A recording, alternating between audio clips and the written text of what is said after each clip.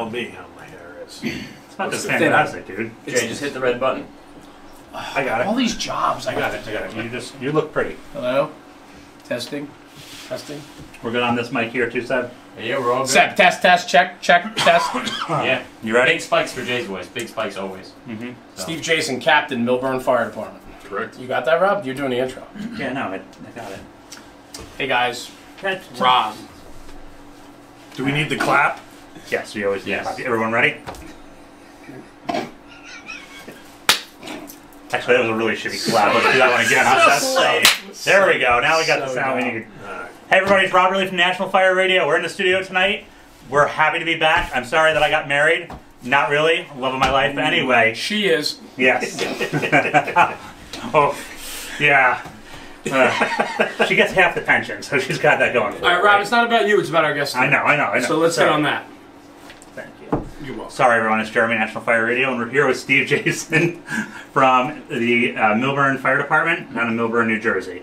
Correct. Yep. So let's kind of take it off from there, and yeah. Captain Steve Jason. That's right, Captain. Captains. Titles. Mm-hmm. It's good. So do you stand on a One leg up. keg? Yeah. Yeah. Perfect. Steve, thank you. Thanks for being here tonight, man. Absolutely. Thank you for having me. We look forward to coming up, and this is it's awesome. You have been real quick before we jump into it. Steve has been a advocate of our channel for very much from the beginning, and I thank you for that because it's guys like you that have really fueled our growth and our market share, and spreading the word is not always the easiest thing to do. But the fact that you have been supporting us from day one, you and all the different groups that you're affiliated with, and we'll talk about that tonight, it's awesome. And I thank you. We came down to Millburn, shot some of the apparatus innovations out of the department, and so on. So I can't thank you enough for... Absolutely. Thank you guys for what you're doing. This is awesome. We've been... the fire service has needed this for a while. So. Every time I hear that, I'm just like, what are we doing? But thank you. You're giving a platform to get it out there. Thank you. It's like the old coffee tables when you'd sit around and you just discuss what the fires were for the day. That's it. And, When I got on the job, I mean, you came to the kitchen table. Yeah. Right. That's where shift change happened, and you learned from the senior man, or you figured out what was going on that day. Now you walk in the firehouse and there's one guy sitting there. Right. What's going on? Like how it's I a shame. gotta keep to myself. Yeah. Or everybody's sitting at the table, but they're all on their phones. Nobody's talking to anybody.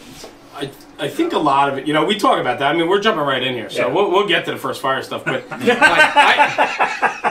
I agree with you, right? And, I'm not in a career house, but I have to think for guys that have been on the job for quite a long time, it can be a little discouraging when you walk in the door now, and how maybe it's a little bit different than what it used to be, where shift change, guys would sit down, share that cup of coffee, tell the stories from the tour before, catch up. How's your wife doing? How's the kids? And they stay for a while, too. Right. They don't just go. They come in. Now a lot of guys will come, shifts over. I'm getting out of here. They got relief and they're gone. Yep. Right. I'm out of here. And then I have to think too, just saying like walking into the kitchen, that was always the center point of the firehouse and where conversations happen. Where Rob's on the job, they have a very small living quarters, so you kind of have to be centered there. Mm-hmm. But I was down in Steve's firehouses. I was in two of them, and headquarters is much bigger, and even his substation had room to roam.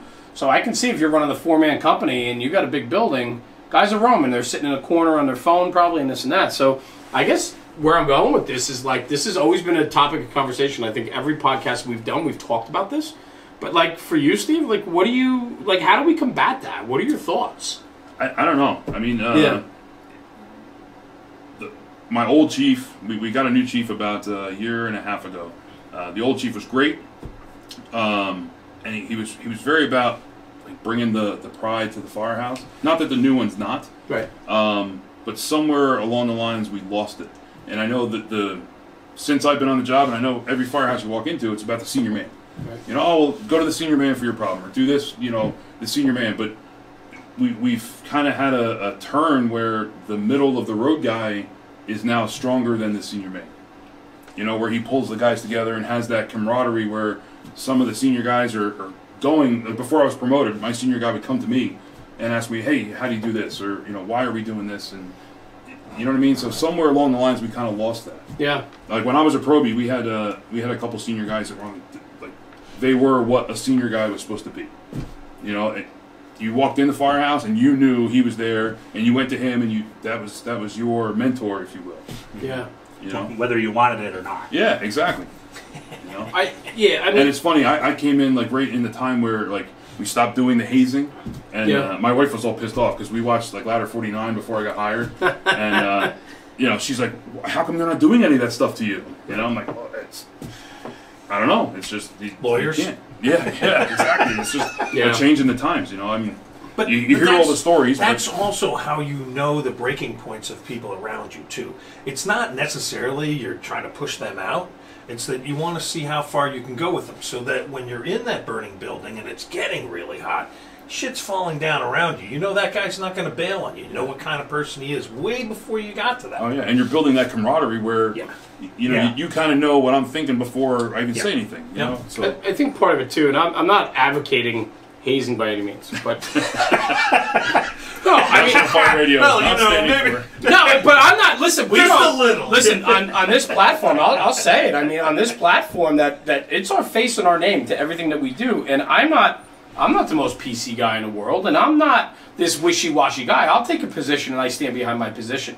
What I mean by I'm not fully in favor of hazing is that it can go too far. But listen, I'm a college kid, right? I went to college. I played college sports. I played high school sports. I've always been parts of teams. Yeah. And all during those experiences, through middle school up through high school through college, whether you're in a fraternity, sorority, or you're on a sports team or whatever, there is some type of informalness of pushing each other a little bit further than what the acceptable norm is in the world today. And I'm not advocating that we should go past what is not acceptable.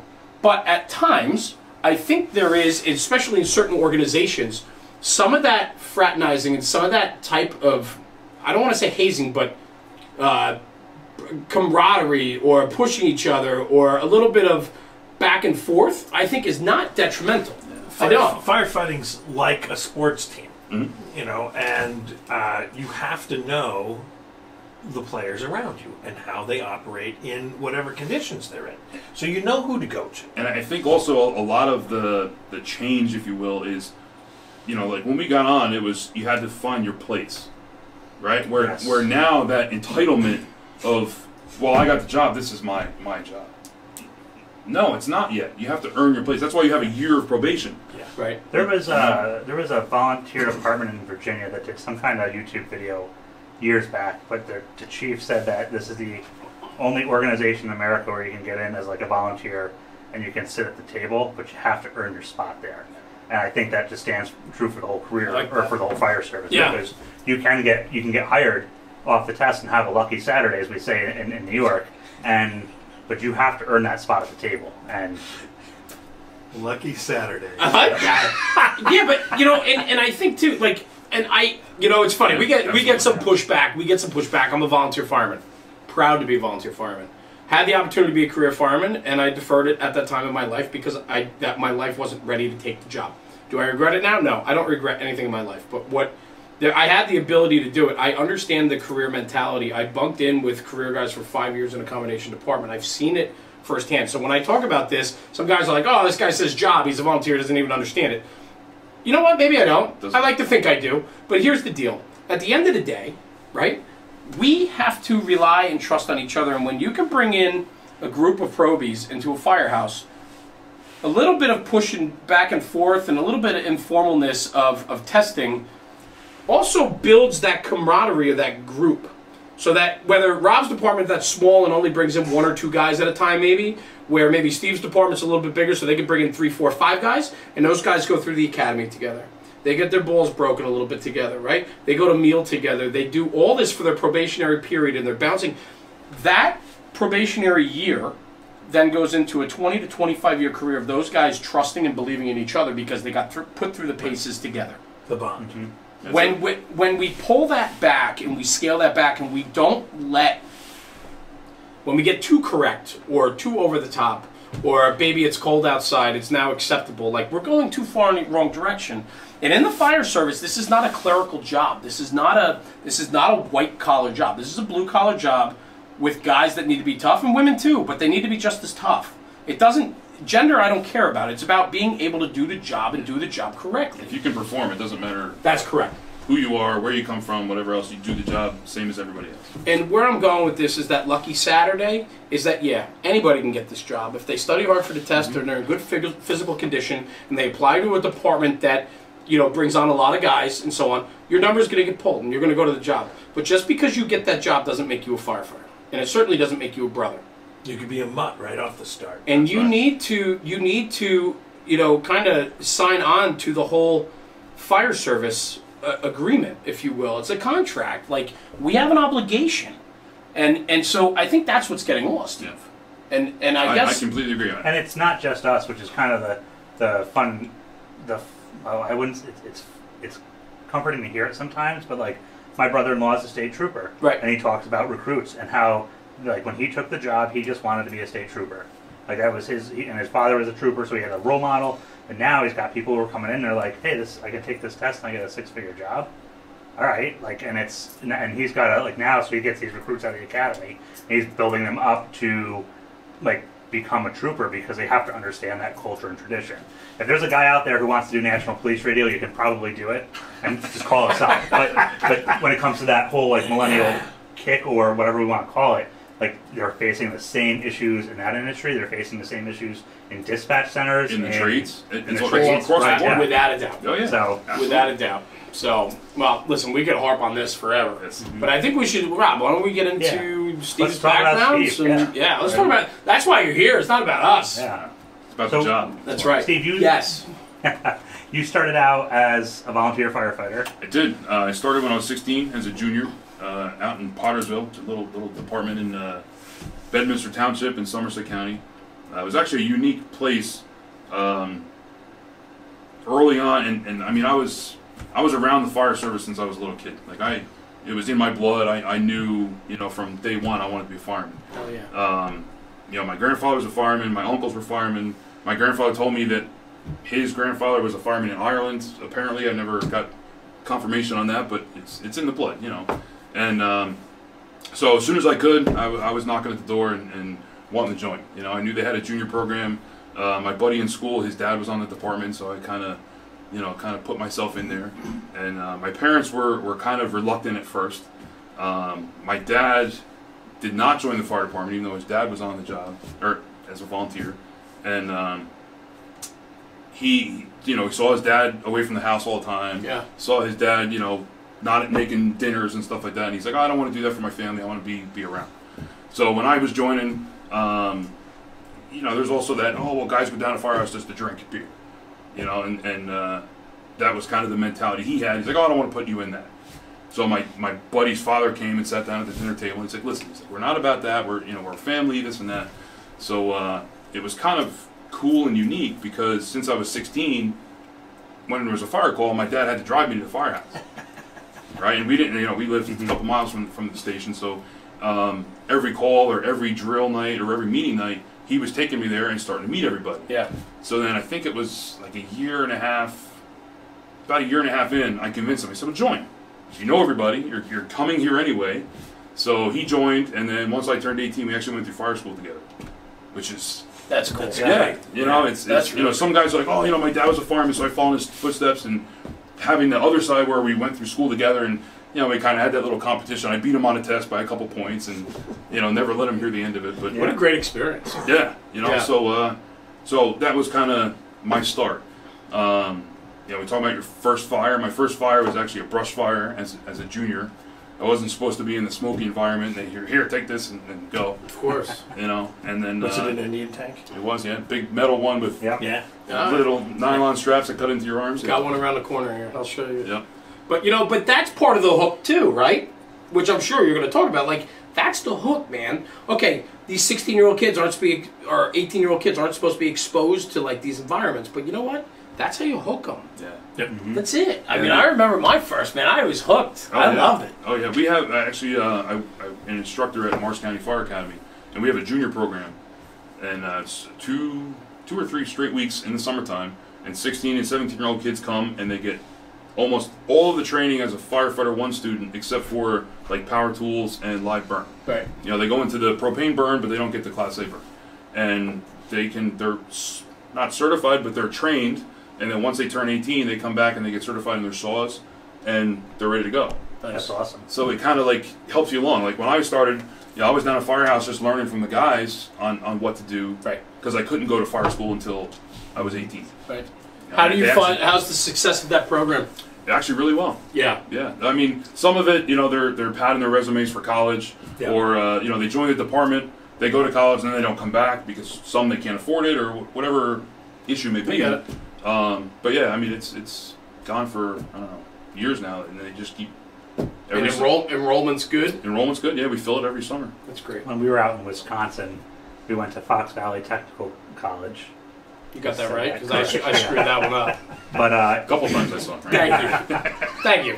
Our guest, thank you. At least somebody's watching. Yeah, that's right. true. That's true. Thanks, man. but it was just great to see, and like we were so pressed on time, and like we could spend a week out there and we wouldn't cover it, but it was just, for me, it was awesome to see so many young kids that were in that school just to learn how to be firefighters, EMTs. I mean, they even had police officers driving. We're trying to shoot a video, and I hear a siren. I look, what is that? And there's like, they're doing a traffic stop outside the firehouse. Well, it's cool. They had a class of wildland kids there, and they were like in their young 20s. They were doing That's why we wildland couldn't do our training. puck video. Yeah. Because they don't know how to. They've never worn packs before. What video? The puck. Puck video. I don't know what kind of show you're shooting here. Let's go. So anyway, But that's awesome. Oh, you're gonna have to turn down the lights. So now you went from Pottersville, and then from there, like. So I kind of moved around. Well, Pottersville, again, was unique. It's a little small town. The fire station and most of our districts sat in Bedminster Township, which is in Somerset County. But we also covered Tewksbury Township in Hunterdon County. And we ran into Chester Township in Morris County. So we're kind of like in that little triangle. And there was, I think, 4 or 5 hydrants in the whole district. We were running tankers, second due behind the engine, and it taught you early on to be an aggressive fireman.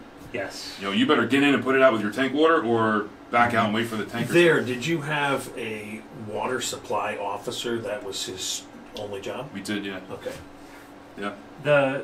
What was the makeup of that department like? Because you talk about learning how to get in there with that tank water and put that fire out. And I know I had a very similar experience growing up in Sullivan County, and the best aggressive people that I learned from in Youngsville were those independent contractors and those farmers who had to fix stuff on their own. That's exactly it. And they were the ones who were like, you get right up in there because this is all we have. Yeah. So you make it worth it. And it was, farmers, contractors, a couple DPW guys. Mm-hmm. One of my mentors early on, Louis Moore, Jr.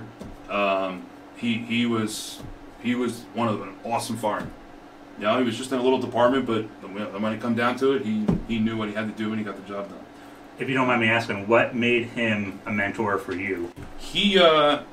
I think he kind of saw early on that I kind of had the fire in me, Mm-hmm. and took me under his wing and kind of gave me a little more leash than the other guys had. Like junior guys weren't supposed to have a key to the firehouse, and I got one because I'd have the school bus drop me off at the corner, walk to the station, and go in and start shining the rigs. Like I was there to do it. I wasn't just there for the T-shirt and to say I was a firefighter. So Right. I think he kind of saw that and kind of took me under his wing, and I appreciate. I tell him to this day, I'm like, I've gone my career. I've been promoted to a captain. I've taught at FDIC, and I still send him a note every once in a while, like, thank you for doing that. You know what I mean? So you go ahead, brother. I had family in the firehouse, so I've been around it for a long time. Yeah. But actually, as a member riding on the rig and having him kind of there, that was cool. I think I'm sitting here listening to this, and I love hearing that. Like, I've never really heard somebody say that before, and I'm glad Rob asked that question, because I'm now going through my own brain about, like, have I mentored or took somebody under my wing a little bit more than another guy because I see something in him, and I have. And that's freaking cool, man. Like, I'm thinking about that now, and now I'm thinking about the guys. There were a couple guys in my career over 24 years that have been a little more special than the others, and it's because I was that same type of kid. I mean, I was fortunate to be a second generation fireman. My father was already in the firehouse, so everybody knew who I was as a little kid. But I was the kid chasing the fire engines on my bike, and I was always at the firehouse any opportunity I can get. And back then, my father was super strict. Like, I wasn't allowed to ride on the trucks. We don't let the kid go, like, we don't do that. but every once in a while, I would. And that was like, you want to talk about like an incredible moment as a kid. Oh, yeah. And then I'm just fast forwarding. So, I mean, I just love the fact that you said that about this gentleman because he really he saw something in you. And to do that, and I think that's what's lacking today. Yeah. Oh, yeah. I think that guys don't want to. I don't know if they don't have the time or the want. I mean, I was going to ask you. I don't want to put you on the spot, but have you found in your career because somebody's done that for you? Have you done that yet for somebody? Absolutely. I try to go out of my way to do that. Yeah. And you see it in these guys, right? Yeah. And you can tell. I mean, as soon as they walk through the door, you could, I fast forward from Pottersville. It was a little tiny department. I think they ran like 50 calls a year. And I was looking for a little more action. So while I was on there, I also joined Peapack Gladstone, which is the next town over. So I was running both companies, and I did that for about a year. And then it was just time for me to move out. I was 19 at the time, and I moved out of my parents' house, and I moved to Denville, which is where 2 of my uncles were on the fire department. So I already kind of knew a lot of the people there, and I came in and I started there from a probie and made it all the way up to captain. I was captain for 3 years there. And while I was captain, I tried to do that as much as possible. Bring the guys in, and going full circle, a friend of mine who was a junior coming in while I was captain was just department chief 2 years ago. And he goes, thank you. He's like, I didn't know if I could do this. And he goes, it was because of you that I stayed in it. And that's awesome. He went all the way to chief. Now, cool. So I mean, it's awesome. Like, and that's the one follow-up question I have about Louis Moore Jr. as far as like, is there something that you can think of off the top of your head, like some things that you're just like, yeah, these are the things, like on top of taking, like, was there something specific that you're like, one day he pulled me aside and he said like, X, Y, Z, or it was a lot of like the little tips and tricks stuff.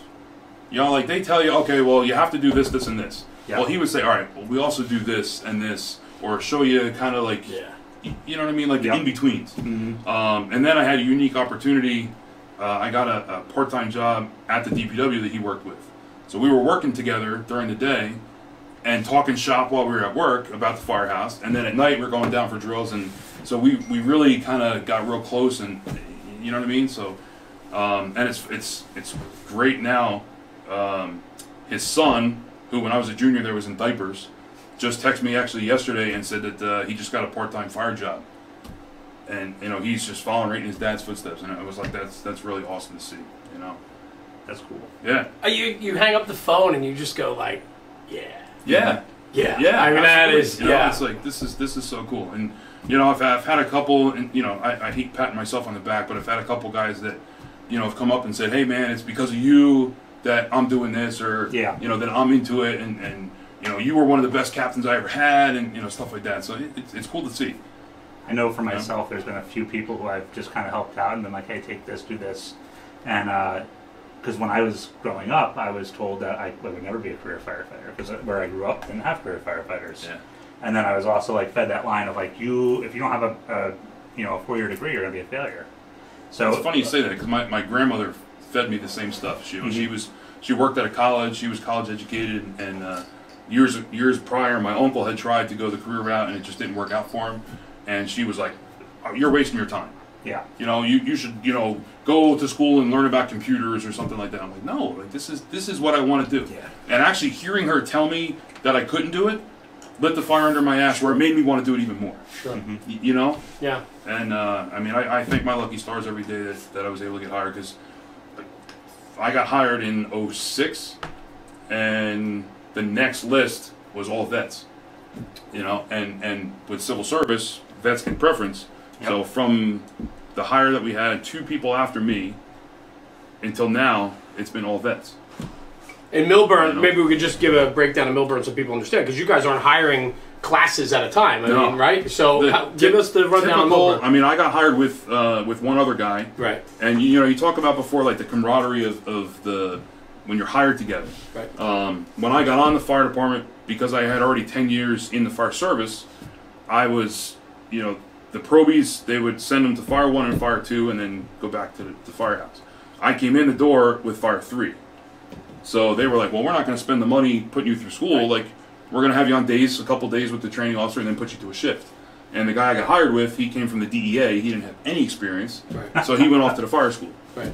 And but the guy that I got hired with, I mean, we've stayed friends. We talk all the time. Yeah, we see each other at shift change and stuff like that. But and then 10 years later, we came out on the promotional list. I came out number 2. He came out number 3.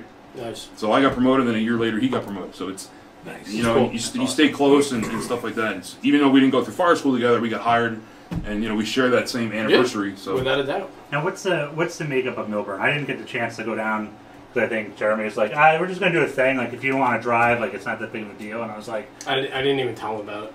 yeah. And then, like, I see this passport and all this other stuff. And I'm like, dude, that seemed like it was a really cool time. He's like, oh, yeah. I got confused with About that. But no, seriously, what's Millburn? so we have 47 career guys. Okay. It used to be a combination department. They had a whole bunch of volunteers, and they started with a few paid guys, and then when I got on the job, we had a handful of volunteers left, and years prior to civil service, that's how you got the job. You volunteered, and then when there was an opening, they hired from the volunteers.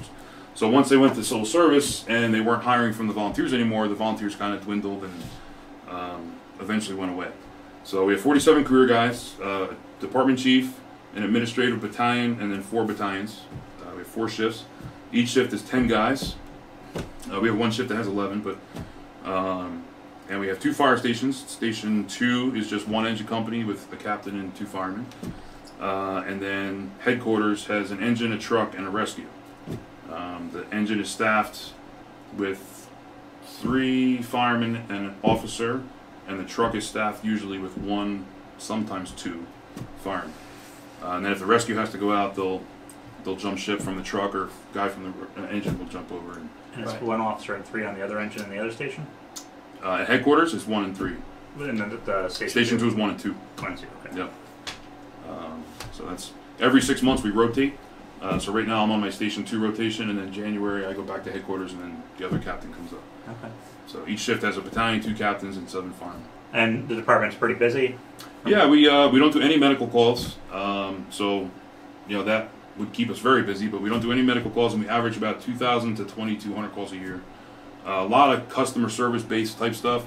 The town that we make up, Millburn Township is kind of split in 2. It's Millburn and Short Hills, and Short Hills is big mansions and a lot of old money, some new money, and it's we do a lot of diverse work environment. yeah. I mean, we have some houses that we're going to that are the square footage are bigger than commercial buildings. Yep. But yeah, I mean, we have a good area to work in, but then we also have mutual aid into the Oranges, to Irvington. And it's a super unique county. Oh yeah. So Essex County, right? Yeah. So Essex County, people think of New Jersey, and they think of Essex County. They think of Newark Airport because they land in Newark. Right. Yeah. Essex So- County Prosecutor's Office for So- the movies, right? Like Yeah. What movie? Or like the on one with the Denzel Washington was in it. He was Denzel. yeah. All right. yeah, and He knows what I'm talking about. I do. He's just humoring you. And also like The Sopranos, right? The Sopranos. That's true. He comes over the bridge from Jersey City into Newark, and that's kind of what you saw on TV. So, but All right, hang on one sec. Good? Beautiful. So, Essex County, we're talking about how unique it is. And everybody sees the hardcore industrial around the airport, the seaport, and all of that, right? But then as you work your way up the hill, you start working your way out of those urban centers. I mean, there's cities like Irvington and the Oranges and Newark that go to work constantly. oh yeah. But you're on that mutual aid plan in Essex County, so you guys do find yourselves coming off the hill a little bit more. We do. Actually, our truck went into Orange last night for a job. We only went to station coverage.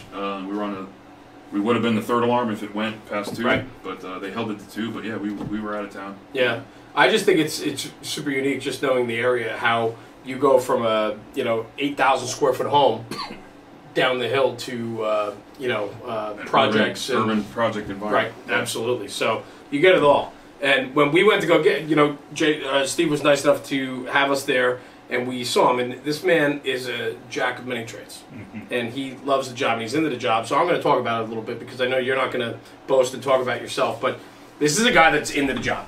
And Sebi and I saw it firsthand when we were there. Carries his bag of tricks. That's right. You want to talk about that a little bit? Because I just thought that was super unique. Because I don't. I keep it.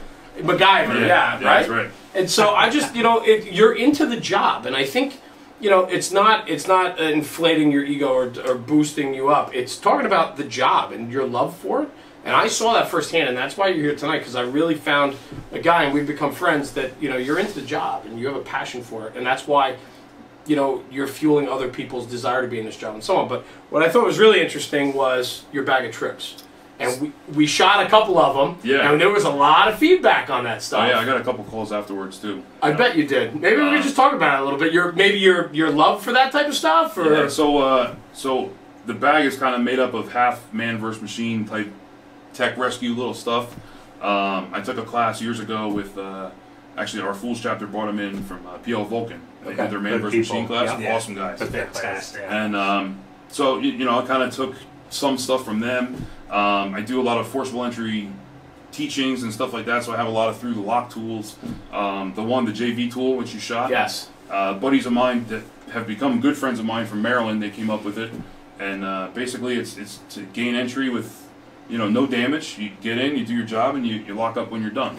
And the thing is awesome. I've tried to promote it as much as I could for them. They're good dudes.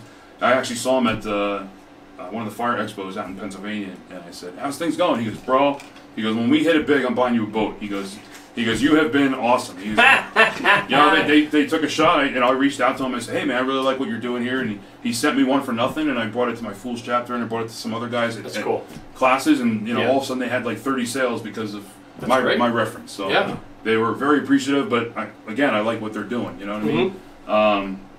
And then we can get into a little bit on kind of how I jumped in with fast solutions. So let's do it. Let's roll right into it, man. Absolutely. So I was teaching extrication. I had the awesome opportunity to go to FDIC in 2016 and teach.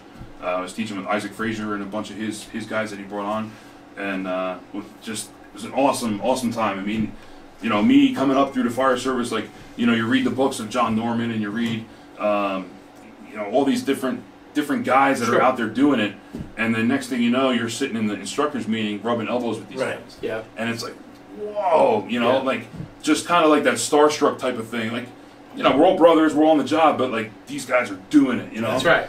And then like halfway through the conference, kids that were kids or young, guys taking our class were coming up to me going, "Oh my God, thank you so much. I learned so much." So it was like, kind of getting both sides of it. It was kind of mind-boggling, but so one of the guys that was teaching with us, Terry Larson, he's a squad guy in Philly. Yeah. He's on Squad 47 with Eric Allen, who's the creator of the Fastboard.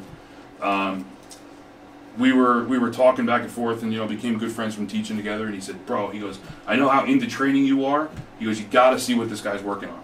He goes, "You're gonna love it." So he put me in contact with Eric, and I took a ride down to Philly to his firehouse, and he put it up on the table, and he said, "This is what I got." And gave me the backstory. It was they lost 2 guys in a commercial basement, and unfortunately they perished in the fire. So he was like, "We got to change this," And started with a longboard and a piece of webbing, and made some cuts and had some pretty cool ideas, and came up with the Fastboard.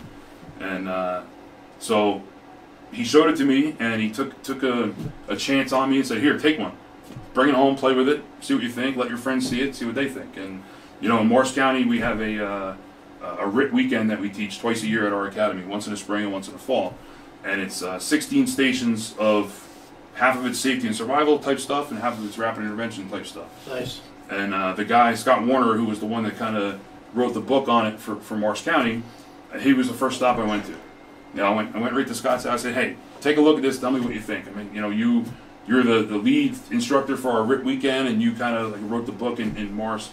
And he was like, "Absolutely, this thing is awesome." Cool. So we started using it, started playing with it, came up with, there's a Mary strap now, which you saw when you marry the RIT pack to it. So that was our add to it. I told Eric, "Hey, just put a strap on it just to keep the pack to the board." Right. And boom, instantly there was a strap on it. And then I think it's cool, just to jump in real quick, but we shot like a 5-minute video with you down in Millburn on it when Sebby and I were down there.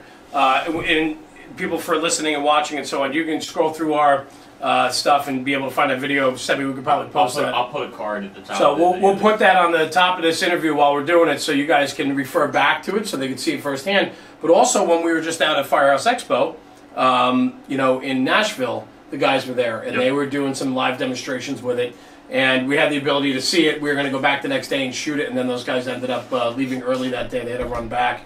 But so we missed the opportunity to film it. But we're hoping, talking to Eric outside of Nashville, hopefully we can line something up, and we'd love to do some more for you guys on that. Yeah, I mean, just to get it out there. I think it's a unique product. I think it's pretty cool too. The thing is a true game changer. You know, like there's other products on the market that do RIT, which okay, great.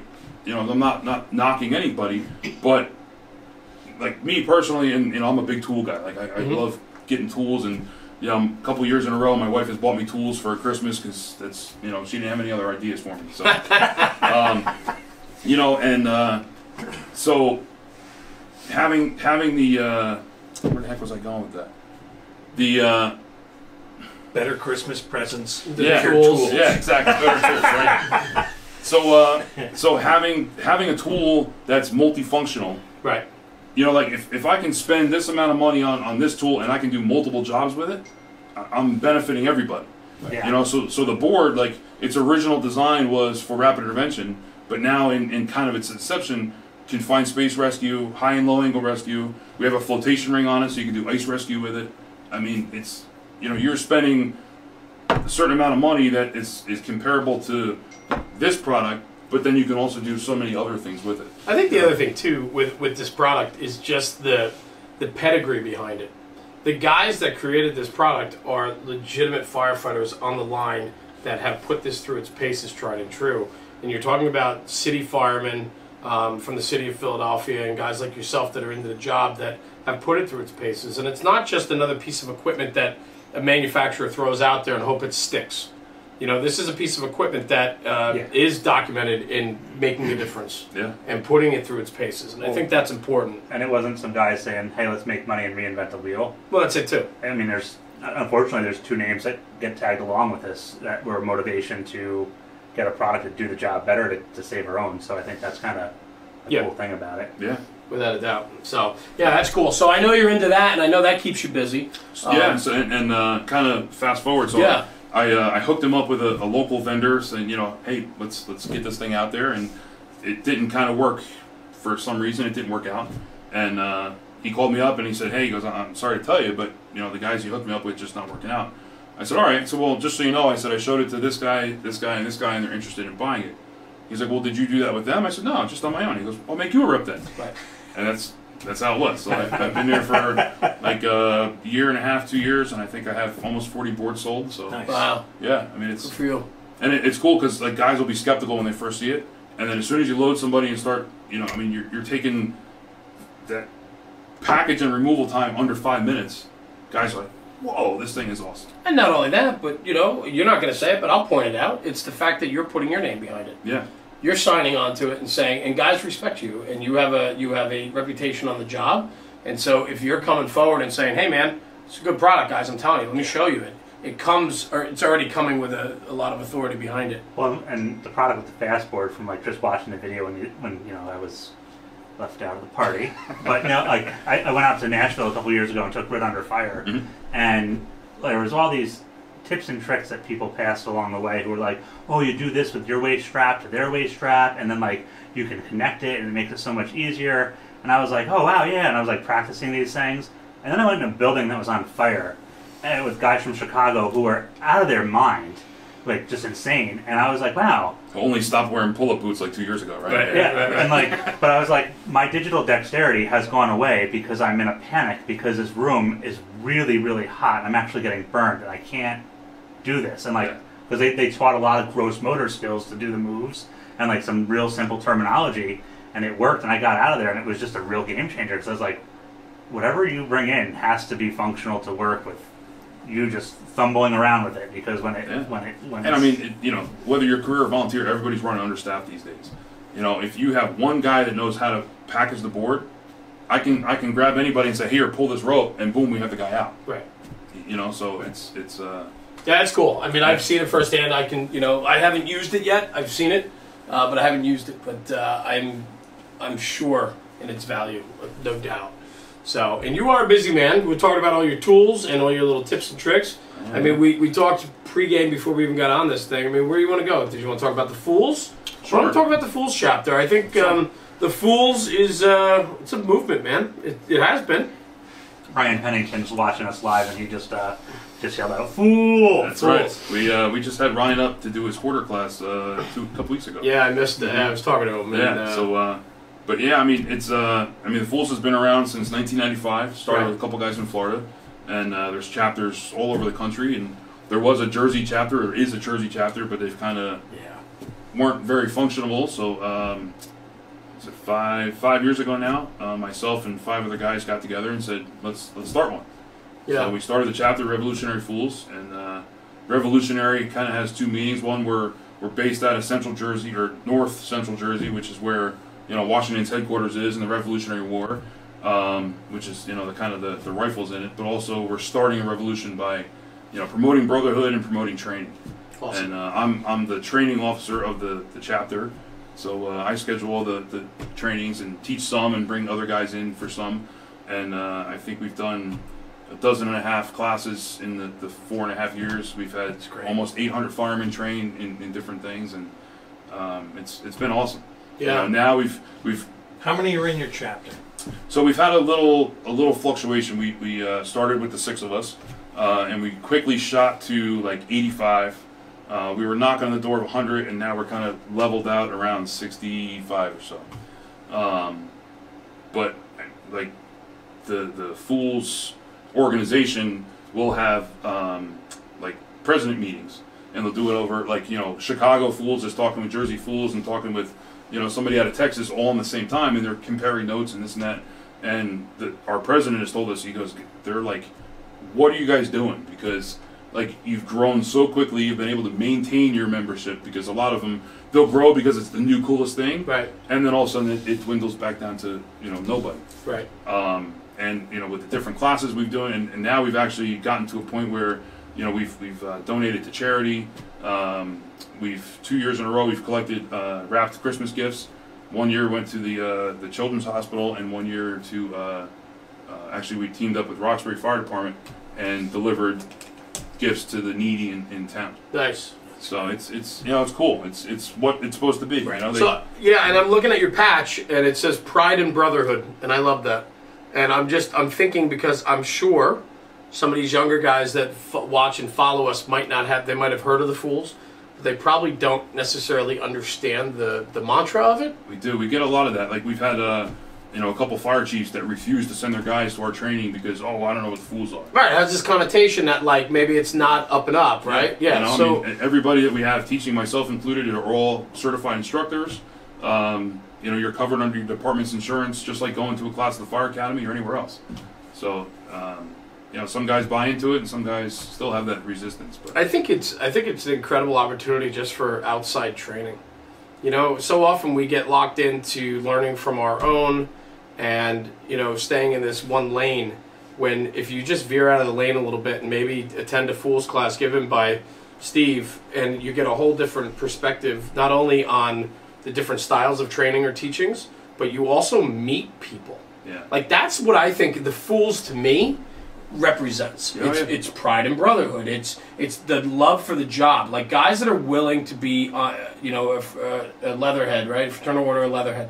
If they're inspired to do that, it's because they're inspired by the job, and they want to be there. And you don't need a leather helmet to join this. There's a lot of I don't have a leather helmet, I can't join. That's not true. No, bed pants are we'll welcome, get, right? we'll get you one. We'll get you one. Yeah, exactly. But I think this very much encompasses what we were talking about before. And Steve, before we went on camera tonight, we were talking about, it's funny how guys tend to run in the same circles. You have your circle of friends, we have our circle of friends, and then there's 1 or 2 guys that overlap in those circles, and then another guy overlaps in another circle, and before you know it, we all kind of know each other before we even know each other. Yep. And it's because guys that get it and love this job and have a passion for this craft want to be around each other.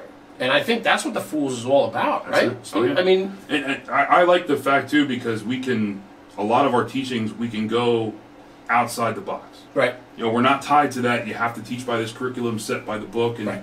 I've had a couple guys come up to us and say, this was the best class I've ever taken. And it's like, awesome, come take our next one too, right. because it's we're not reinventing the wheel. We're picking stuff up from you and from you and you, and we're just passing it along. Right. Some of like tips and tricks and like easy way to do the job. You don't have to beat your head against the wall to get the thing done. There's many different ways that you can go about it. And it almost seems like, I think we had Michael Conroy on the show talking about the Axeman, but he's like he told me early on, like the Axeman was like, where he found the Brotherhood when the Brotherhood was missing. Yeah. And I think it's a great opportunity if you're in one of those slow departments that you're helping in your community, but you just don't have that call volume, but it's a way to go out and meet people and get that networking and get some... Or if you're that big fish in a little pond and you don't have the brotherhood and camaraderie in your department, you can get it someplace else. Yeah. I love it. I love how you all looked at me at the same time. I agree. I mean, I think the whole thing is awesome, and it just goes back to a testament of who you are and so on. So, I mean, let's just keep talking about the man. Yeah. What else you got? You got this. Go ahead. Yeah. So your career in the fire service, you've been to probably a few alarms. What's I always like asking people, like, what was an alarm that like you were just like, yeah, I've arrived. Like this is the call I went on that I was like, yep, okay. So shop time. Let's talk. When I one of the big ones for me, well, early on, one of my very first fires out of Fire Academy, it was a big mansion out in Pottersville on the Tewksbury side, and we arrived, just one engine, a couple of us on board, and heavy fire blowing out the rear. And I remember we forced the door. I had the tip, and we forced the door, and I come in and I start hitting it, and it was just a weird look, like through the house. It's because the back of the house was missing. It had completely burnt off, and the sun was rising, and it was just like... No kidding. Yeah, so, I mean, a huge, huge house, and I remember, we're knocking fire down, and the third guy in the line actually jumped off the line and then ran into the garage and pulled the guy's car out of the garage because the fire was going that way, and we're trying to save as much as we could. Right. And, I mean, we got our asses handed to us that night, but it was first time on the tip as a new fireman, it was, man, there's fire everywhere. This is a special fire. Too. Yeah, right. It's like the holy grail, man. Yeah. Like your first job on the tip is just like, and it was 500 gallons of water. Right. That's it. Right. And after that, back out. We got to wait for the tankers to get set up and water supply, and so hit what you can, and then get your butt out of there. But yeah. And then moving forward, once I moved to Denville and joined there. I think I was on about, I joined in '99, it was about 2 years. And it was the summer of 2001, and we got called, actually, I just gotten certified as a pump operator. So my very first call was, I think, a little brush fire or something, and then got to the firehouse, we got called for a truck fire on Route 80. So it was MVA with a truck fire, that's how it came over. It was like 5:30 in the morning. So I was driving, first due, we got up onto the highway, and 2 tractor trailers are going westbound. One got into the other, and they both caught fire. Fully involved on arrival. So we came up the off-ramp backwards. So I'm sitting on the highway, we had a top-mounted pump, so I'm up on top of the rig, I had a pretty good view of the scene. And 2 lines are stretched, we had guys hitting the fire, and all of a sudden you hear this like pop noise from the front of the rig. So I look up and over the cab, and there's 18 tires sticking up on the other side of the Jersey barrier with a little flame coming out of it. So I'm like, oh, there's another truck over here. So I look up a little further, and it's a gasoline tanker. Whoa. So what had happened was the 2 trucks got into it, caught on fire, and the gasoline tanker saw them, went to avoid it, and when he came back, his load shifted and dumped them up and over the barrier. So now we're however many minutes into this, we have fire knocked on the first 2 rigs, and all of a sudden the thing blevvies. And you hear, you see the videos or whatever. I was 15 feet from the Jersey barrier, ducking down between the cab and the pump panel, and the whole sky was fire. It was just crazy, right? Yeah. So then we try to turn the lines on it, and the tank is out of water because we used it all putting the 2 trucks out. Sure. So now we have no water. We're waiting for the second due on our side because another rig came on to the eastbound. So the third due engine, second on our side, was coming up to lay a supply line. And so after it blevied, it blew a hole in the tanker. So now whatever fuel was left is rolling down the highway on fire. I remember this. They closed Route 80 for like 2 months. It did. We actually burned the bridge because it burned to the overpass right over. So there was like a 10-foot wall of fire on the Jersey barrier until it found the storm drain. Yeah. Dripped down into the brook below, caught the brook on fire, started catching the trees on fire hanging over. It was just, You know, when we were on a Cheers, we were Yes. talking to a chief from San Diego, and I asked him, I said, you ever go to like a house fire and you like get the, like it's now a wildland interface? Yeah. And they're like, oh yeah. I was like, we've had some big ones. I'm like, what do you do? He's like, I just get call for more resources. You were dispatched to the house fire, so start fighting that, but just let them know that the rest of the world is on fire. Oh yeah. And he was just as calm as could be about it. I was like, I mean, look. there's no place else in the world can they get on the radio and have 200 engines coming to them like that. Yeah. You know, I mean, those guys are squared away. But wild. yeah, so I mean, we went. That's to, a crazy story. We went to multiple alarms. I had to get into the rig and back it up, you know, because we were in exposure. And I remember somebody walking next to me holding a mask because it was like an oven in the cab. And you know, back the rig out. We burned through 2 nozzles. The 2 lines that were out completely burned through, melted the lines. We were there from 5:30 in the morning till I think about 3 o'clock in the afternoon. We finally got off the pilot. So it was crazy. Yeah, you guys screwed up traffic for a very long time. Oh yeah, and they had to build a temporary bridge. Yeah, I remember all that. We ended Absolutely. up moving forward. We had to go to depositions because you know the truck driver was suing the state, was suing this guy. It was just it was a Sure. huge mess. Sure. So, and that was our summer of '01, and then we all know what happened later that year. Sure. But, Sure do. yeah, so yeah, that was my first time pumping at a big fire. Yeah. That's And, wild. How's Millburn? Catching work in Millburn? It's been dry lately. Has it? Yeah, and it's just all the way around us too. Like we haven't gone mutual aid. We haven't, you know, last night when we went to Orange was the first time, probably in months we've been out of town. Yeah. But we stay busy with other stuff. We do you know a lot of customer service based calls. You know we're like the big little department where you know we're running 2 engines in a truck, but we're also on the foam task force. We're on the USAR team. Right. You know we got our hands in a lot. They got a lot of specialty equipment. A lot of guys are trained too, right? Yeah. On the USAR. Out of our 47, I think 26 of us are USAR trained. Right. In New Jersey, you have the USAR team, but then you have your UASI components, correct? Yeah. So after September 11th, they found that there was you know a time where Task Force 1 needed to get mobilized and then get on the road, and there was a little time gap in between. So they came up with the UASI USAR team. UASI has the foam task force. There's a bunch of components to it, but the USAR component, there's 11 rescue trucks. We're all trained by Task Force 1 guys, are up to their standard. So basically, we come in as the front lines. We get the job started, and then once they get mobilized, they kind of take over and we back out. But Right. Each county has one, but down where Steve is, because it's more of an urban setting, you have more than one department that's involved. Right? yeah, so it's kind of like the urban part of Jersey. So Hudson County has Jersey City and Hoboken and North Hudson, Patterson and Passaic, Union or Elizabeth and Union. Right. Essex is Newark. The Port Authority has a rescue. Middlesex County has one, and then Marshtown has the one from Marsh County. Yeah. And it's an incredible resource just on a New Jersey level. It's one thing that I think they did well in addressing the fact that specialized tech needs to be immediate. And, you know, years ago we used to, you know, I mean, I remember years ago we used to play it by ear, you know, like when there was some type of tech call, whether it was a trench or a collapse, you know, I mean, you're looking at your resource book going, all right, who am I calling? Now it's very much squared away with these initial response teams from the county level, from these career departments that will come in and get started before the task force gets there. So I think it's pretty cool. We shot a bunch of the equipment when we were so down by you we're guys. partnered up with Marshtown for the rescue part of it. So if they need a couple guys, we'll send them guys and they'll make up their rescue team. And then we also house the shoring unit for there's 4 shoring units: Elizabeth, us in Millburn, which is kind of partnered with Newark, North Hudson, and Hackensack have the shoring units. So Yeah.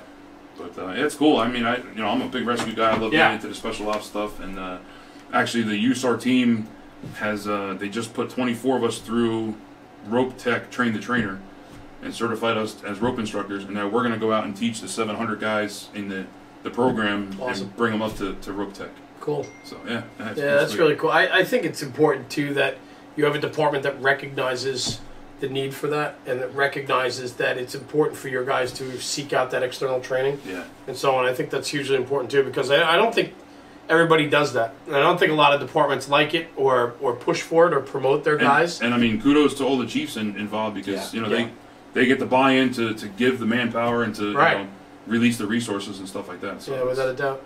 And then the other thing I want to hit on too is just your upcoming event too, right? So you're big into rescue like we're talking about. So you have a symposium coming up, right? I do. I was fortunate and honored enough to be chosen as one of the, I think there's 12 or 13 instructors going to the North American Heavy Rescue Symposium in Covington, Georgia. That's cool. It's going to be the first week in June next year, and it's going to be an awesome time. It's the first time they're running it, but I mean the logistics. I think I heard there's like 500 vehicles.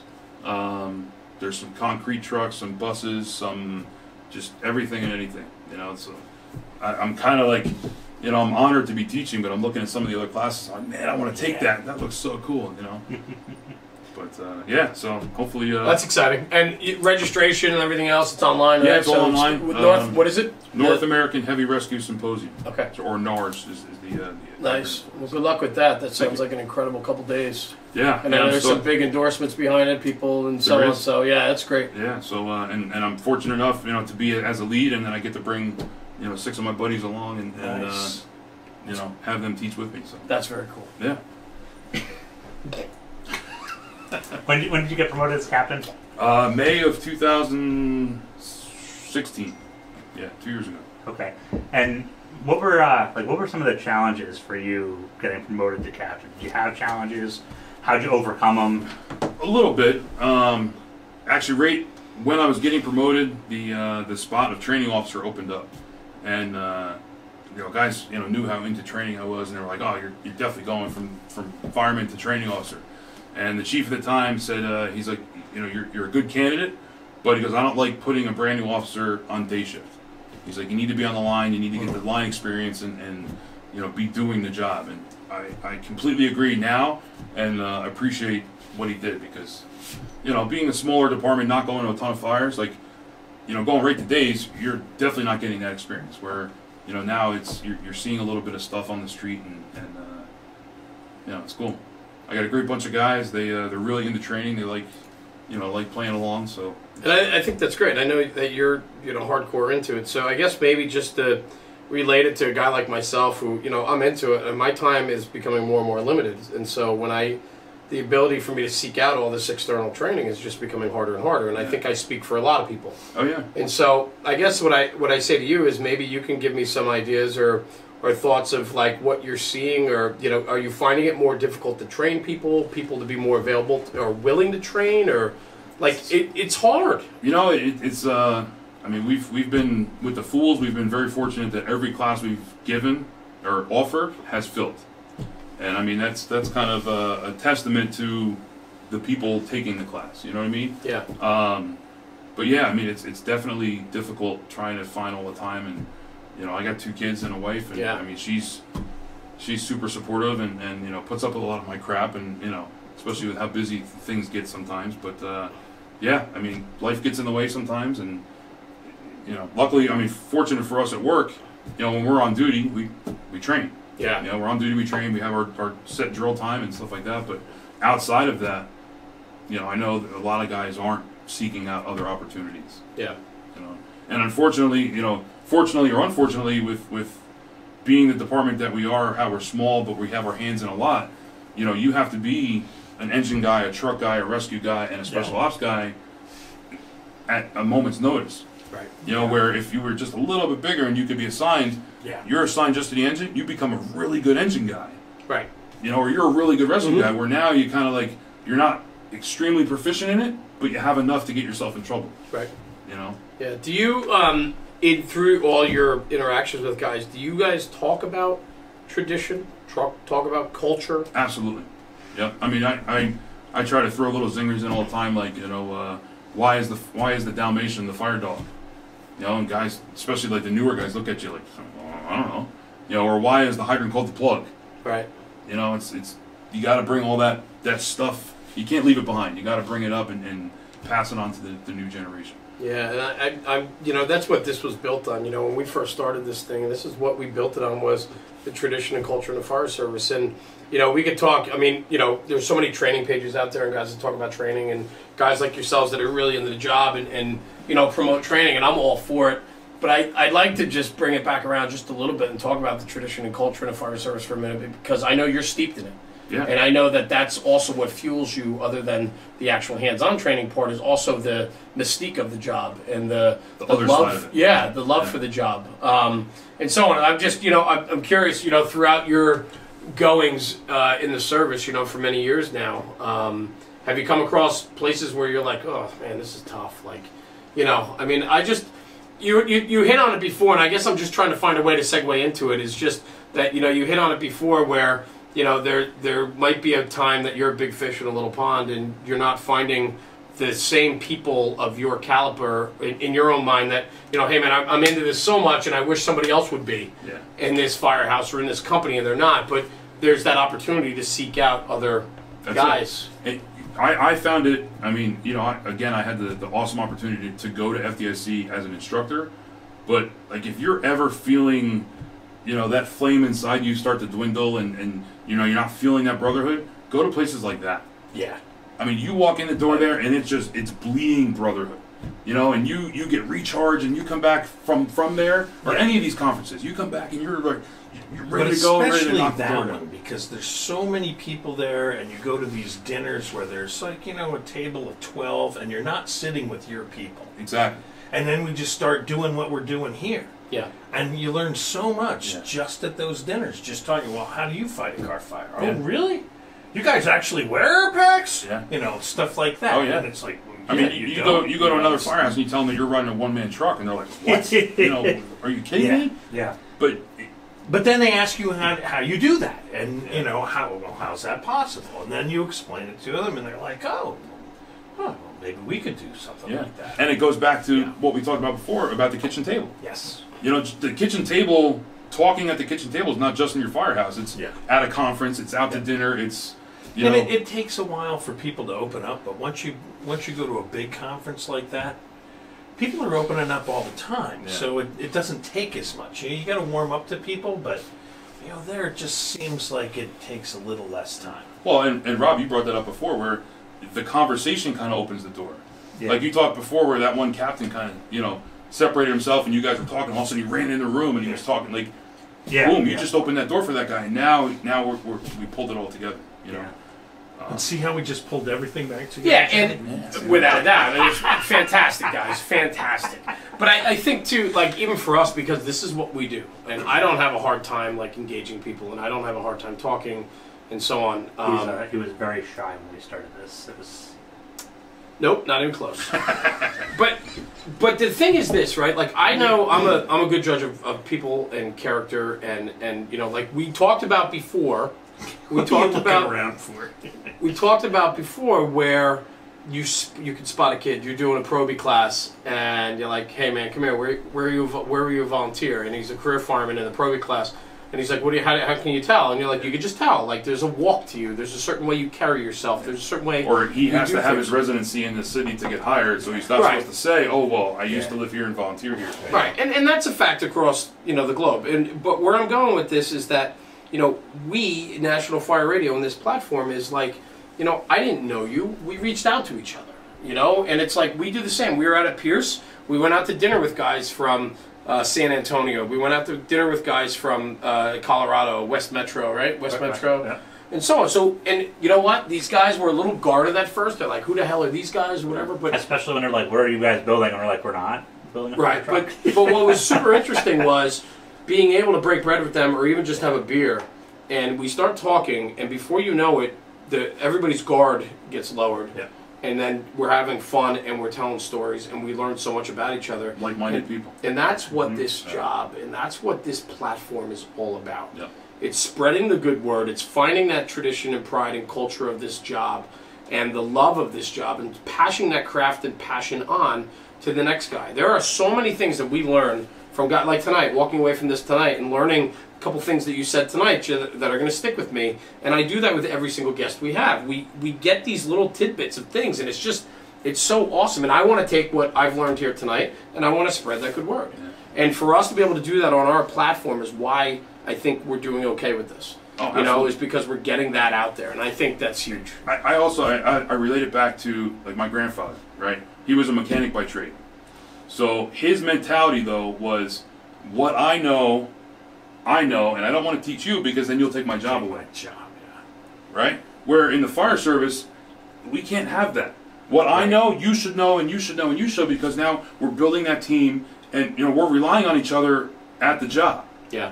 So I mean, like I said, I'm into rescue, and I'm into all these little tips and tricks. I try to share them as much as possible because what benefit is it doing anybody? Me keeping them to myself. Right. I've never heard it said that way, but I like that. Yeah. That's a very good way to put it. There's no doubt. Look back to the old knowledge is power, and some people don't want to share the knowledge because they think their power is going to get taken away. Well, in a lot of volunteer houses, you have a lot of old pump operators, and they just assume that once I've taught my skills to somebody else, well, now this guy's going to drive the truck, and I got no place to go. Now, what am I going, in the radio room? Yep. Or this has been my firehouse for 50 years. Yeah. And now you're making changes here, and it doesn't sit right. It's finding that fine balance, and I think it's important though that sometimes we lose track, or a lot of times we lose track that this thing's so much bigger than us. Oh yeah. There were so many guys that came before me that I never even knew, but because of what they've done before I even was born or in the firehouse, that laid the groundwork for the firefighter that I've become. Like you said, I watch a ton of your stuff and appreciate what you guys are doing. You hit the nail on the head. Thank you. The job is bigger than you. Has to be. You have to put into it and make it better than when you started, because all you're doing is just helping it keep going. And I think a lot of times too, though, the guys say it, they don't believe it, or they don't live it. Yeah. And I'm not. Listen, I have my downtime too. Like I can't always be rah rah rah. We all have that, but at the end of the day, right? But at the end of the day, like it is, and we have to recognize that. Maybe not all my actions are representative of that, and I think it's impossible to be 100% on all the time about pro. But it has to be there, and I think when you surround yourself, let's get back to that probie class that you go through, like that group of cohesiveness, because you spent that time together, promotes the job and makes the job better. That's it. Right? Yes. Or you go through your 229, or not 229, your lieutenant school when you got hired and you went through with maybe one or two other guys. Like, you share those bonding moments with them, and that experience in and of itself makes the job better. Because it is better than you, and it is bigger than you, and you're just doing your part while you're here. It's actually, you say that, it's one of the things the department changed, is they don't send us to flip school anymore in New York, and at least for my employer in Fairview, and they cite budgetary stuff, but I think that everybody I know who went to flip school, they got something out of meeting all these brothers from across the state. Without there's network. this bond that Without because everybody says, oh, I went to flip school with this guy. Yeah. And it was one thing I was very disappointed about getting promoted, is that we didn't go to flip school because, and like the chief, hey, there's no value in it, or this, that, and the other thing, and we can get, and yeah, you know what, you're right, maybe we can get a better, like I got a better class by doing my fire service instructor at MIFRE. I got a better class doing fire investigation at the academy, but what I lost in making a connection with a guy from Rochester or Manlius, or a guy in Newburgh to a guy in Middletown, and knowing their struggle and knowing that like I'm not alone in this, like that's irreplaceable, and we won't get that back.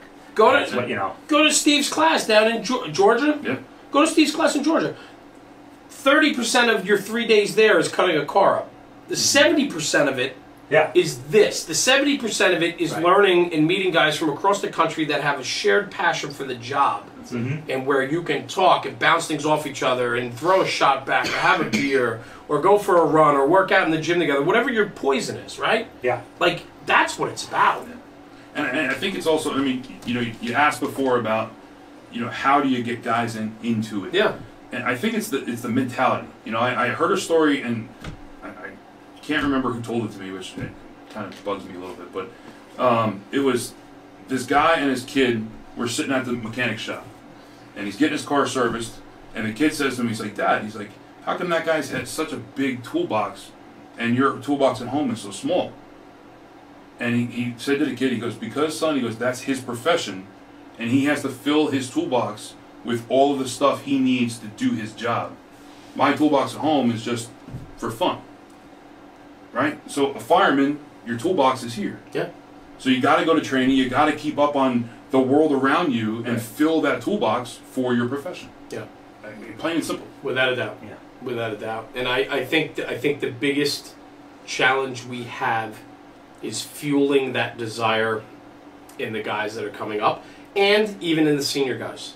Because you could be a senior guy with 20 years in, 25 years in, and you've lost your drive for the love of the job. You're there solely because it's a job, or you're pissed off because of a medical issue or relationships with the chief or whatever. Or and getting skipped over on promotion. Right, and it diminishes, whatever it may be. it diminishes your love for maybe the reason why you got into it, but now you're there for a different reason. And it's like, how do you refire that passion? Or how do you, because when the guy up the line that maybe did get screwed over, whether it's for a career promotion or a volunteer promotion, I did some stuff real quick just talking about the volunteer fire service with election time, and just like how shitty that can get. Oh yeah. And that can discourage guys. And when you talked about before, when your internal flame starts to flicker a little bit, how do we relight that, right? How do we say, listen, you're bigger, you're better than this, man, head up, like, chin up, don't worry about this nonsense. Like, you're there because you love the job. You went there because it was better than you and bigger than you. Don't become bigger than the job.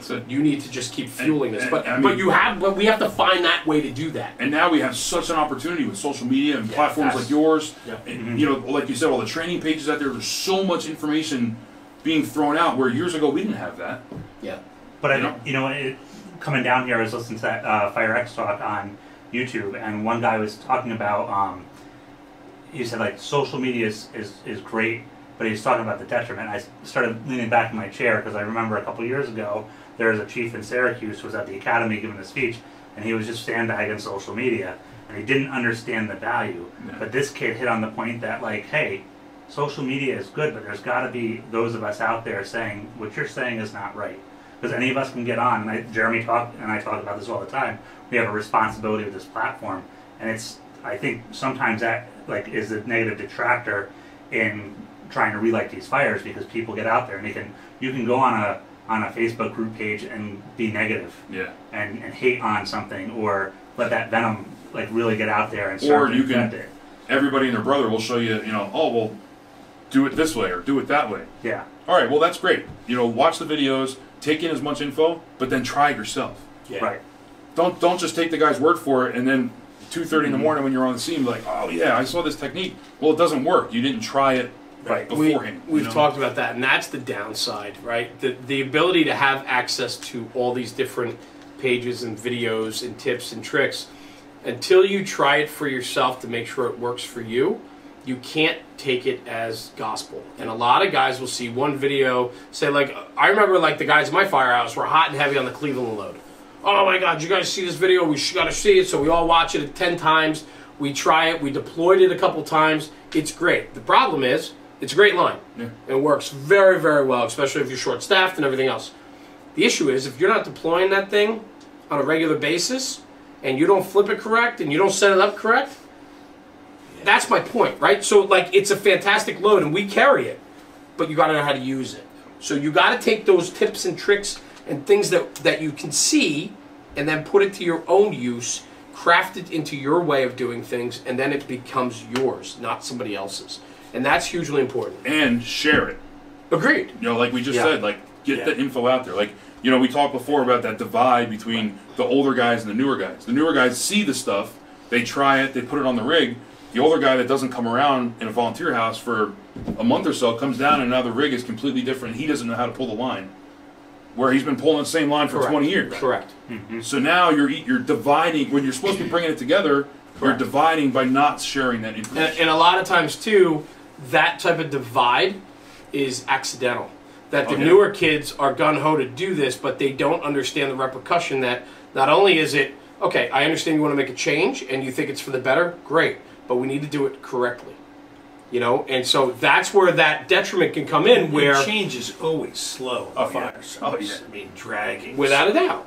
Without a doubt. But that's where, but today, you have to understand, even myself, I'm 41 years old, and I run a business outside of this whole thing, and I'm an instant guy. I need answers. Like, I want to know what we're doing. I need it now. I need to know what we're doing, where we're going, how I get it.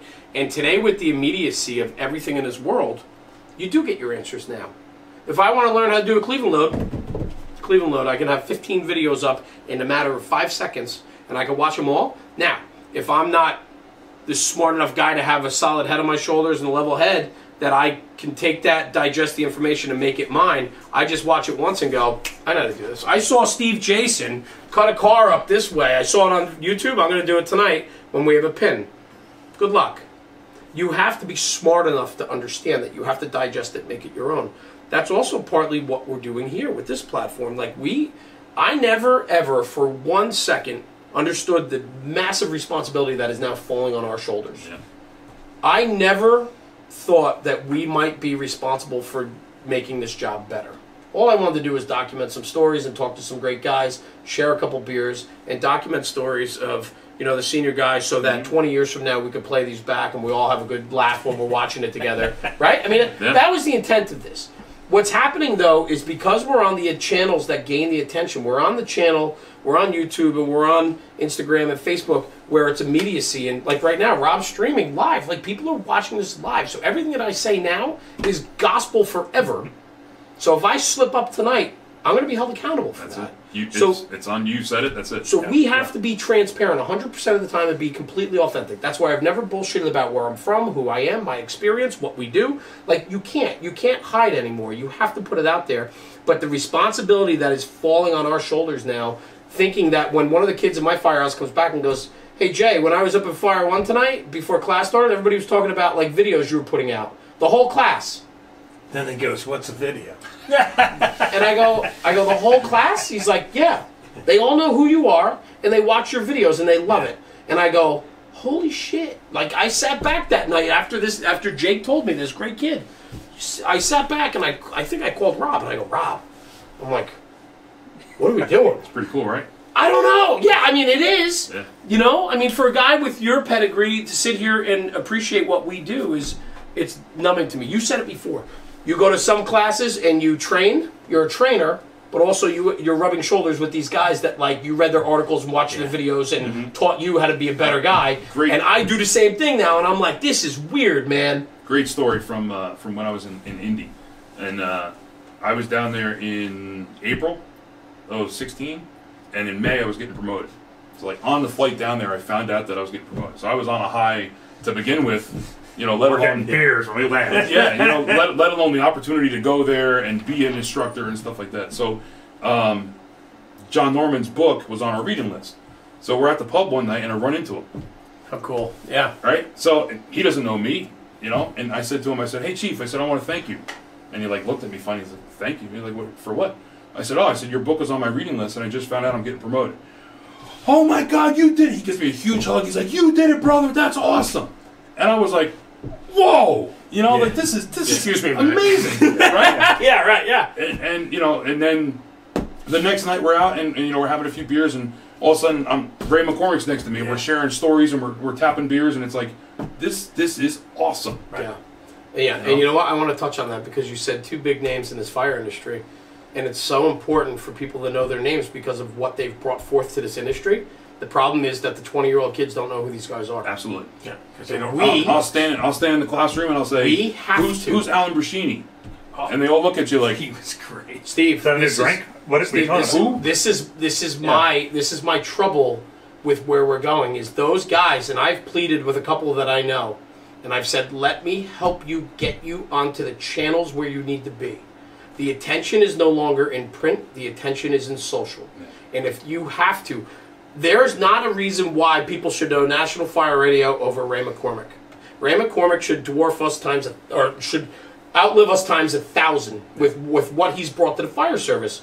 But you have to be where the attention is, and I really hope that some of these guys really start to understand that they need to put their stuff and their product on the channels where the attention is, because we can't afford to have these newer generations not understand who these rock stars are, because these guys built a lot of the foundation of the fire service, and we can't let them dwindle away because they don't understand where to be on the attention scale. Yeah. Yeah, well, what we're kind of doing is what Bruno and Brenacini were doing back in the day. Yeah. That they'd sit up on the big stage and they'd just bullshit. Yeah. You know, but it was what everybody needed to see in the fire service. But back then it was only who was in the classroom saw it. Yeah. Now Right. it's But you got to remember that was a 5,000 seat classroom, oh yeah. which was full, Of course. and would always. That's fill like those guys. Dave Dotson's class. Yeah. every single time. Yeah. Standing room. I mean, just packed house. One guy talking. And we need to get names like that on a platform, not even my platform, just a platform that is out there to get their names out there, because they're losing market share because they're not where the attention is. And the fire service now, more than ever, needs these rock stars to be there.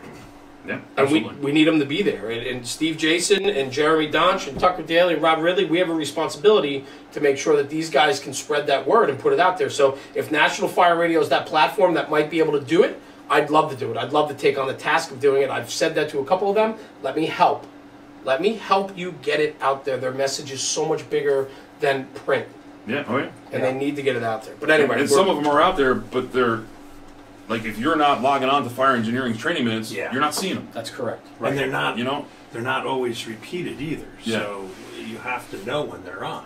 Yep. I think of like Nick Martin, because one of the, like, I took FAST, and we call it FAST class in New York, right, for rapid intervention. Mm-hmm. I took it in the academy, and I was like, wow, like, we just got beat up really bad by the instructors.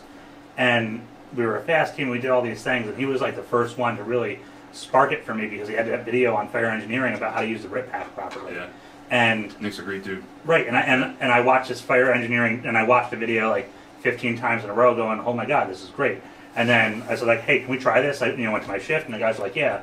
And we started doing it, and we actually became proficient with the RIP pack, which was awesome, because we never had that before. Yeah. But like, I found it on accident. Like I said, unless you look for that in that, because I think it was fire engineering in the training minutes. Mm-hmm. Like, unless you see him in that, you'll never find that. And I have so many. I was lucky enough too, because I don't know how it's happened to me, but I got an article published in New Jersey Fire Magazine a couple years ago, and it was the difference between being on the job or into the job. And if the guys are just on the job, they're not looking for it. Right. Yeah. They're not going out there and searching all those different sites and looking for that information. The guys into the job, absolutely. We're going to wrap it up probably in the next 20. This will be a long one, but it'll be good because it's been excellent. So I thank you. Got some good knowledge bombs going on here. Yeah, and in between all Steve's look, dropping it. streaming right now, like in between, this is what we do. So we take a break real quick while we're filming. We BS for a few minutes, maybe pour another cold one, and then we hop back in it. Sebi, we good? Yeah, we're good. We're rolling. We're rolling. We're back up. Anyway. That's That's he came in once, and he knew exactly how to get You this. laugh, that clap helps me out like tenfold. Yeah, he busts my balls about all the clap time. has It's a- never helped me Maybe it's out. one of those Ever. director's boards. Yeah. So, we're on a good roll here. I just want to touch one more thing about getting promoted, and like, what tips do you have for newly promoted guys? Because I know I got promoted, and I had an idea, and I had some good mentors, but like really, it literally came down to, here's your login so you can get all this access so you can do reports. Here's some keys. Good luck. Yeah. And I was like, Yeah, the Okay. transition from firefighter to captain is there's not a lot of assistance, if you will. It's the paperwork administrative. Here's your login. Here's Yeah. how to do this. Here's how to do that. But oh, and you're responsible now. Don't fuck up. yeah, you know, Right? like, Like, I was another one. I got it. yeah, like FD&Y, you get promoted and you go to 2 weeks of school and you learn everything about that transition. Yep. You know, where we didn't have that. It was And you're separated from your guys. yeah. Right, from what it's still the same. From what I understand, they don't go back to the company they came out of. No, and with a small department, I mean, Right. even if I did shifts, but then we had guys move around, and a couple of guys came with me, and then Yeah. guys work overtime, and they're so there's no avoiding it. You said before you had a reading list. Yes. Can you touch on that a little bit? Because that's something I don't think a lot of departments do. So with the New Jersey Civil Service, when they put the test out, they'll tell you certain books that are going to be referenced in the exam. So this is the reading list, and of course, some of these publishers, now there's a 5th edition and a 6th edition, and oh, well, I just took the promotional test 3 years ago. Well, it's a different book now. Go out and spend the more money. But so there's certain books that you read because when you're taking the test, it's according to Norman, this is the answer. And if you didn't read and stuff, you're going to get that one wrong. Were there things outside the fire service that you like picked up on as far as like I did a lot of leadership reading for like military stuff. Yeah. And so like I think the Men to Mission and Me was one of them. I did the running the best damn ship in the Navy. It was one I got from Hyattsville, Maryland. Okay. They were like, yeah, and I can't remember the author's name, but like there was a couple of military books that were specific into turning like these, crap assignments into all-stars and stuff like that. Was there anything like that you got? Not really. I mean, I kind of, I guess, what really helped me actually was teaching. Okay. Because teaching at the academy kept you into the bread and butter of the job. So now when you're doing that test and it's asking you operational questions, I just taught that last week. It's fresh in my head. Yep. It's probably also the ability to speak in front of people and to instruct people and to being an instructor is not an easy job. You have to find how you can get through to individual students because everybody learns a little bit differently. That's right. There's so many different personalities that you have to kind of break and through. And in a smaller group, you can read them that way. Yeah. And teach to them. So I have to think that played a big part in your transition too. So our promotional exam was two-part. It was a written and then an oral. And the oral was you're talking into a video camera. Yeah. And let me tell you what, I took it twice. I took it the first time I was eligible and I came out number 7. Ended up dying on the list I think at 4. And the very first time it was so nerve-wracking. Like I got cotton mouth. My hands were sweating. I know what I'm talking. I know the info. But relaying it, staring at the camera was like just crazy. I had that same problem. So it's kind of those fine things to hone, taking it again, knowing that just talk, just do your thing. Is there if you could give a bit of advice for a newly promoted officer, what would your advice be? My advice would be learn your job and the job ahead of you. Okay. Even as a fireman, when we had a guy on the job that as soon as he got off probation, he was studying to be a captain. He never learned the job of a firefighter. Right.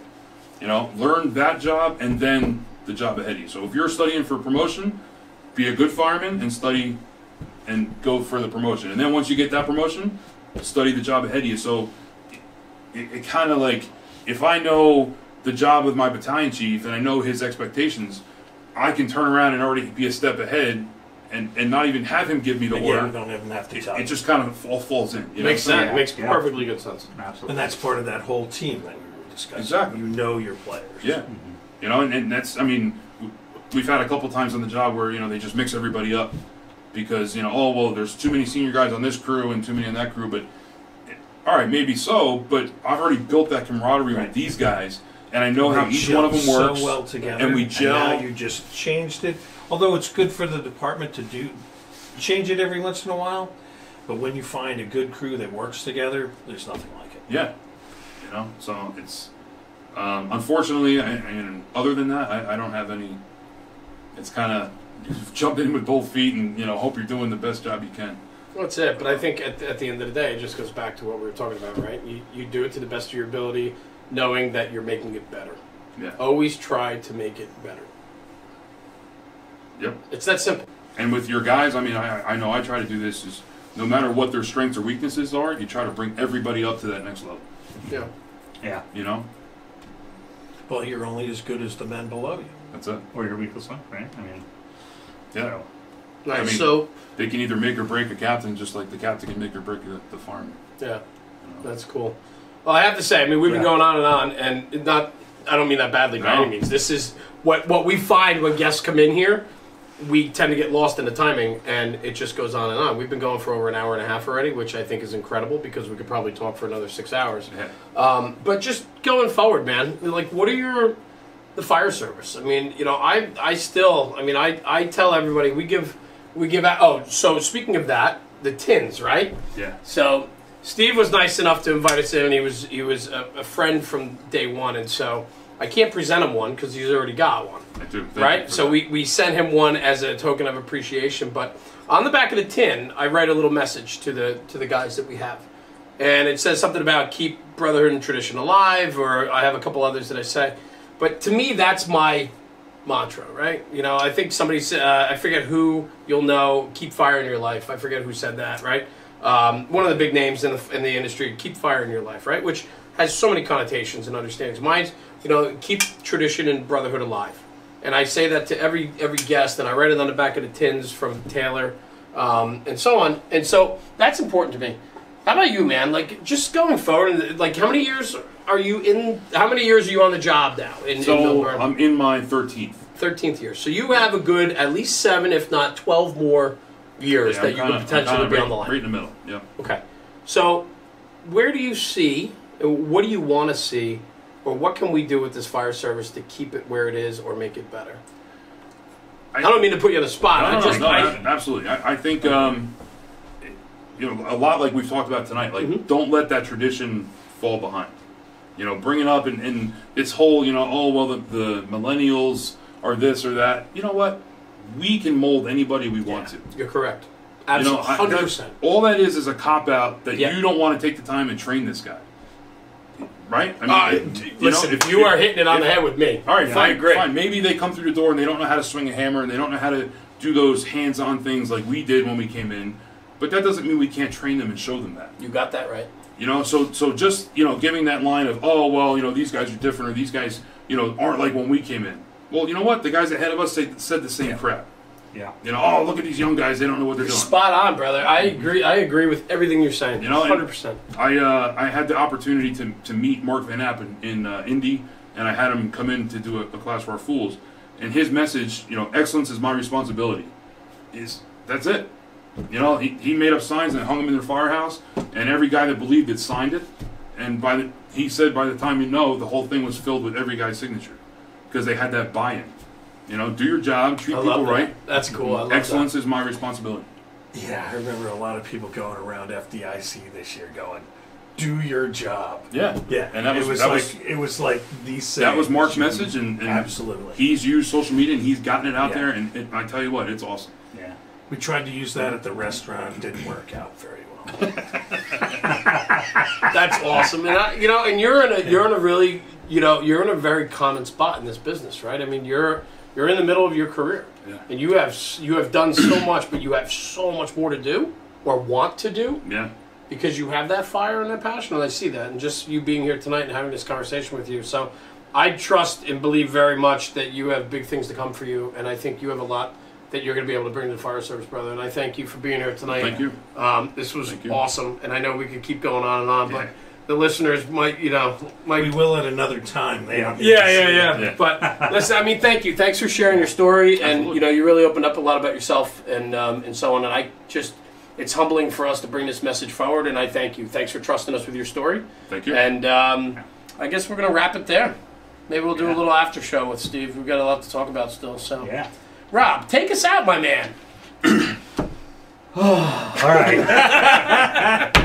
Everybody, it's Rob from National Fire Radio, Tucker, Jeremy, and our guest Steve Jason from Millburn Fire Department. Stubby behind the camera. Thanks for joining us tonight. Be safe out there, and have a happy holiday season. We'll catch you guys later. Take care. Bye. All right.